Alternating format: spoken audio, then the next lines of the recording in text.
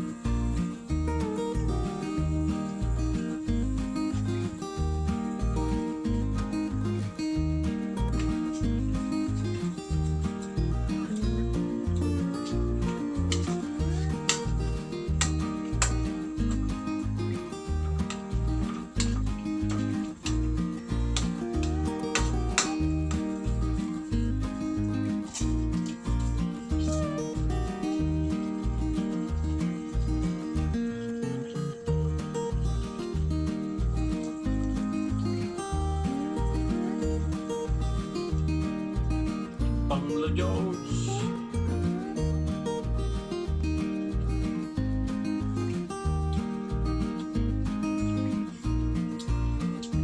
So yan na nga mga kaluto, luto na po siya, sasandok na po tayo ng ating uulamin. Halikayo't samahan niyo ako at bago tayo kumain, magdasal muna. Salamat naman sa pagkain ito, linisin mo po sa mga kalakasan ko. Salamat din naman sa mga biyayang pinagkaloob mo at pag-iingat mo sa amin sa araw-araw ng aming buhay. Salamat din naman sa mga biyayang pinagkaloob mo sa araw-araw at aming kalusugan na patuloy mo iniingatan, Panginoon. Maraming salamat po. In Jesus' name we pray. Amen. Mga antayon kakapsat! Ang ulam namin ngayon ay ginataang sigarilyas. Tapos tapos may malunggay, tapos yung dalagang bukid na daing.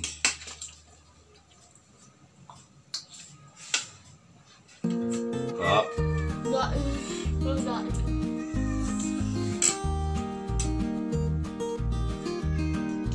Hanggang sa muli, ito po ang inyong kaluto, nagsasabing, laging magdasal, count your blessing, and stay positive.